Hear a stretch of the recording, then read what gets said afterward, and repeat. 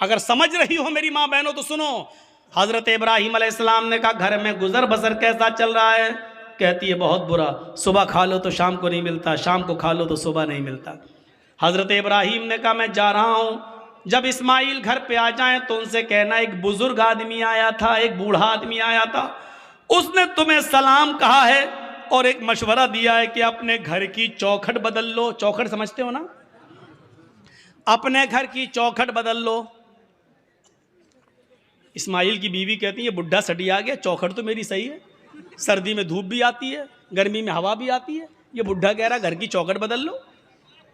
इस्माइल अलैहिस्सलाम जब शिकार करके वापस आते हैं, कहा कि एक बुढ़ा आदमी आया था। आया होगा, हाँ, फिर सलाम का, अच्छा सलाम कहा, समझ गए कि मेरे बाप हैं जी, और पता नहीं, और कहा कि पता नहीं वाली बहकी बहकी बातें कर रहा था, बुढ़ा था, सटिया गया था। नहीं बताओ तो क्या कहा उसने? कहा अपने घर की चौखट बदल लेना। कहा बीवी तुमने क्या कहा उससे? कुछ नहीं, उसने पूछा था घर का गुजर बसर कैसा चल रहा, मैंने कह दिया बहुत बुरा, सुबह खा लो तो शाम को नहीं मिलता, शाम को खा लो तो सुबह नहीं मिलता। कहो आए मेरी बीवी, वो बुढ़ा मेरा बाप था, तुम उसकी बहू हो, और उसने जो ये कहा है कि अपनी चौखट बदल लेना, इसका मतलब यह है कि उसने तुम्हें तलाक देने का हुक्म दिया है मुझे। उसने इशारा कर दिया है कि घर की चौखट ठीक नहीं है, आपकी बीवी तो ऐसी होनी चाहिए, चाहे उसे खाना मिले या न मिले, हर हाल में वो अल्लाह का शुक्र अदा करे, और उसको ये कहना चाहिए कि हम हर हाल में अल्लाह के शुक्रगुजार हैं, उसने जिस हाल में मुझे रखा है ठीक है।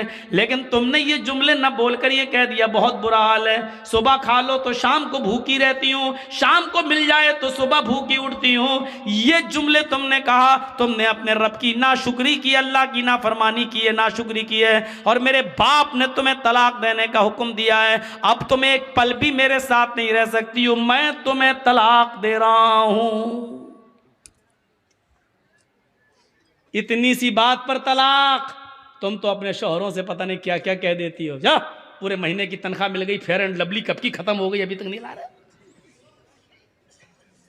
पॉन्ड्स क्रीम कब की खत्म हो गई, अभी तक नहीं ला रहे, जब से तुम्हारे घर में आई हूं परेशानी तो हूं, आराम मिला कब? या अल्लाह कितने खतरनाक जुमले हैं, इन जुमलों को जबान से कहने से पहले तेरी जबान कट के जमीन पर गिर क्यों नहीं गई?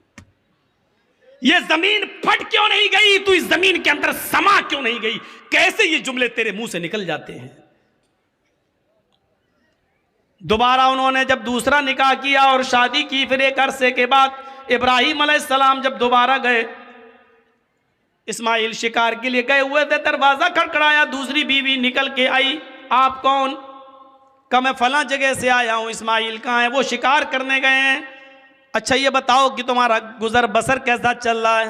अल्हम्दुलिल्लाह बहुत अच्छा, हर हाल में अल्लाह का शुक्र है, अल्लाह ताला ने मुझे जिस हाल में रखा है मैं उस हाल में खुश हूं। इब्राहिम अलैहिस्सलाम ने कहा जब इस्माइल आ जाएं तो कह देना एक बुजुर्ग आया था, उसने तुम्हें सलाम कहा है और कहा है कि अपने घर की चौखट को बरकरार रखना। ठीक है, घर की चौखट। वो भी ताज्जुब करने लगी, घर की चौखट ठीक है? अरे हमने कब कहा गलत है, तुम होते कौन मशवरा देने वाले, ठीक है तो ठीक ही है।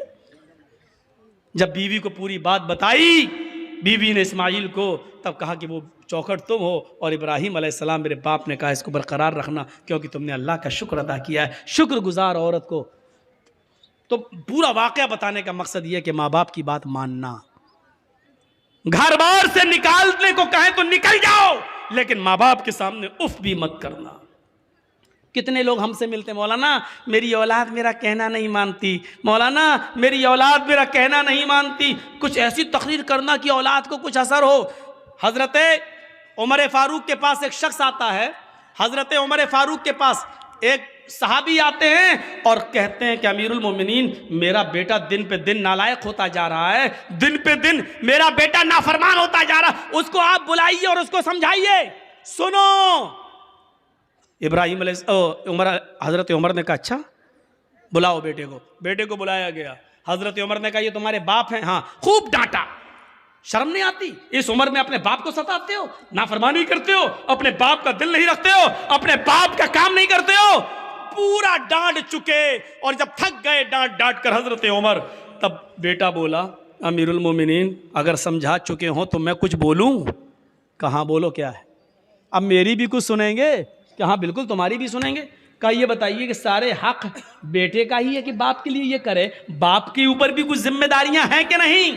कहाँ हैं? कहा बताइए क्या है? हजरत उमर ने कहा 3 जिम्मेदारियां बाप के ऊपर सबसे पहले आयद होती हैं। पहली जिम्मेदारी है कि जब घर में बच्चा पैदा हो तो उसका अच्छा नाम रखा जाए। दूसरी जिम्मेदारी बाप के ऊपर यह आयद होती है कि जब वो 7 दिन का हो तो उसका अकीका किया जाए। तीसरी जिम्मेदारी बाप के ऊपर यह आयद होती है कि जब उसका बेटा बालिग हो जाए तो उसकी दीनदार और शरीफ घराने में उसका निकाह कर दिया जाए। ये 3 जिम्मेदारी बाप के ऊपर भी आयद होती है। अब लड़के ने कहा, अमीरुल मोमिनीन जरा मेरे बाप से पूछो इन तीनों कामों में से क्या काम किया मेरे साथ? अच्छा पूछो, इसने जब मैं पैदा हुआ तो नाम क्या रखा? हजरत उमर ने कहा क्या नाम है? उसने अरबी में एक जुमला बोला जिसका उर्दू में तर्जमा होता खटमल। क्या नाम है तुम्हारा? का खटमल है। कहिए नाम रखा है मेरे बाप ने। 7वें दिन का हुआ, पूछो अकीका किया? नहीं किया। और जब बालिग हुआ तो मेरी शादी भी कर दी, पूछो दीनदार लड़की से की? कहा कैसी लड़की से की? कहा डायन से कर दी। वो हमें इसके खिदमत ही नहीं करने देती है, वो कहती है हट, नहीं तेरा बाप ने चल, वो हमें समझने ही नहीं देती। जब मेरे बाप ने ही मेरे हुकूक अदा नहीं किए तो मुझसे क्या उम्मीद रखी जा रही है। अब हजरत उमर ने बाप को डांटा। दोनों तरफ हैं इस्लाम के मामलात, लेकिन माँ बाप को एक दर्जा हासिल है। कुछ दुनिया में ऐसे लोग भी गुजरे हैं कि जब मामून रशीद का इताब आया, खलीफा जब मामून रशीद का इताब आया तो यहया बरमकी और उसका बेटा फजल बरमकी और उसका बेटा यहया बरमकी, ये दोनों की दोनों मामून रशीद के इताब में आ गए और जेल में डाल दिए गए। फजल बरमकी और यहया बरमकी, बाप बेटे दोनों जेल में डाल दिए गए। बाप बहुत बूढ़ा हो चुका है, सर्दी की रात है, फजर की नमाज में बाप को वुजू बना के नमाज पढ़ना है। बेटा देख रहा है कि जेल में गर्म पानी का इंतजाम नहीं है, क्या किया जाए? तो बेटे ने तांबे के लोटे में इशा की नमाज पढ़ने के बाद पानी भर लिया और अपने बाप को सुला दिया कि अब्बू आप सो जाइए। उस जेल के अंदर यहया बरमकी सो रहे हैं और उनका बेटा फजल बरमकी तांबे के लोटे में पानी लेकर अपने पेट में लगा लेता है।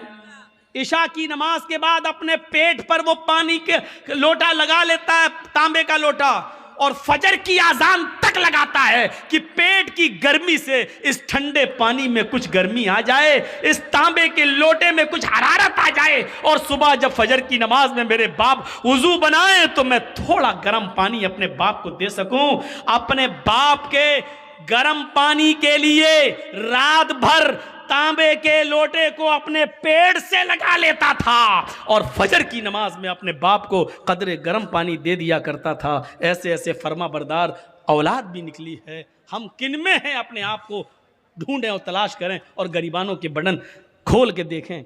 हम सोच तो सकते हैं ना हम किस में हैं, नाफरमानी करने वालों में या इसमें फर्मा बरदारी करने वालों में। वक़दा रब्बुका अल्ला ताबुदू इल्ला इय्याह व बिल वालिदैनि इहसाना, अल्लाह के अलावा इबादत किसी की नहीं और इबादत के फौरन बाद माँ बाप के साथ एहसान करो। व बिल वालिदैनि इहसाना, मैं बड़े ताज्जुब में था कि अल्लाह ने यहाँ पर एहसान क्यों कहा है। एहसान के अंदर हर नेकी शामिल है। ये नहीं कहा अल्लाह ताला ने कि माँ बाप के साथ उनकी बीमारी में अच्छा सलूक करो, ये नहीं कहा।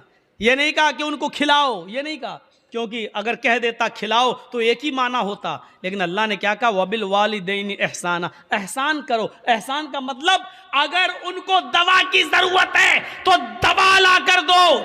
अगर वो कमर के दर्द के शिकार है, बिस्तर पे लेटे रहते हैं, उन्होंने कहा कि बेटे मुझे ज़रा बाहर बैठने का दिल कर रहा है, तो अपनी पीठ पर लाद कर उनको घर के बाहर उनको हवा खिलाओ, बिठाओ। अगर उनका दिल कहता है कि बेटे मुझे फला जगह लेके चलो, तो उनको अपने कंधे पे उठाकर उधर भी लेके जाना पड़ेगा।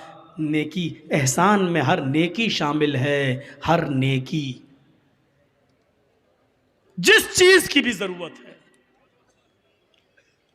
हजरत उमर फारूक ने एक सहाबी को, एक शख्स को देखा कि वो खाने काबा का तवाफ कर रहा है और उसने अपनी माँ को अपने कांधे पर उठा रखा है। हजरत उमर फारूक ने उसको देखकर मुस्कुराया, फरमाया तुमने जन्नत कमा ली, तुम अपनी माँ को तवाफ करा रहे हो इस हाल में कि तुम्हारी माँ लंगड़ी है और आंखों से अंधी है, तुमने अपनी माँ को तवाफ कराया, अपनी गोद में लाद कर उसको खाने काबा का तवाफ करा रहे हो, तुमने जन्नत कमा ली। अपनी माँ को तवाफ कराने वाला सहाबी क्या कहता है, अमीरुल मोमिनीन, क्या मैंने अपनी माँ का हक अदा कर दिया? मैं अपनी माँ का पेशाब पायखाना धोता हूँ क्योंकि आंखों से अंधी है, पैरों से लंगड़ी है, मैं अपने माँ का पेशाब पायखाना साफ करता हूँ, इसके कपड़े भी धोता हूँ। मेरी माँ ने तब उम्रा करने की गर्ज से मुझसे गुजारिश की है तो मैंने उसका तवाफ कराया और अपने कांधे पर लाद कर इसको तवाफ करा रहा हूँ। क्या मैंने अपनी माँ का हक अदा कर दिया? हजरत उमर मुस्कुरा कर कहते हैं, अपनी माँ के हक की अदायगी की बात करता है? तेरी माँ जब तुझे पैदा कर रही थी, तुझे जन रही थी, तुझे अपने पेट से बाहर निकाल रही थी और उसको जनते वक्त, पैदा करते हुए जो तकलीफ एक औरत को होती है, जब उसको वो तकलीफ हो रही थी और उसके मुंह से जब पहली चीख निकली, आह, जब तू अपने माँ के पेट से बाहर आ रहा था और दर्द की वजह से जब तेरी माँ कराई, चिल्लाई, उसने कितनी चीखें मारी है मुझे पता नहीं, उसने कितनी आवाजें दी है मुझे पता नहीं, लेकिन दर्द की पहली आवाज जो उसके मुंह से निकली, आए मेरे दोस्त, अभी तो तूने अपनी माँ की उस पहली आवाज का भी हक अदा नहीं किया, उसकी पूरी जिंदगी का तू हक क्या अदा करेगा? अभी तो तूने अपनी माँ के पैदा करते वक्त होने वाली तकलीफ की पहली दर्द की आवाज का भी हक अदा नहीं किया। आदमी अपनी माँ के लिए कितना भी कर ले, लेकिन अपनी माँ का हक अदा नहीं कर सकता है।